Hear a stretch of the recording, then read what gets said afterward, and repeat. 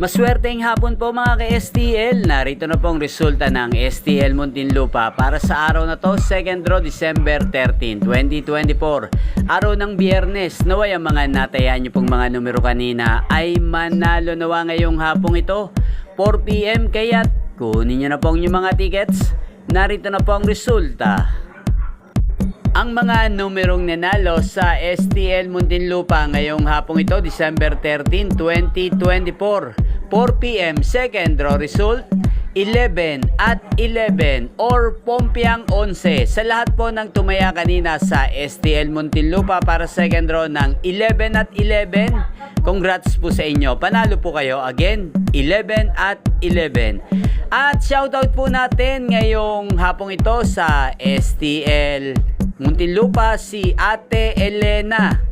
Ate Elena ng Muntinlupa, shoutout po sa iyo. Naway nasa mabuti ka pong kalagayan. At ang mga tinataya mong mga numero sana ay manalo na po ngayong hapong ito.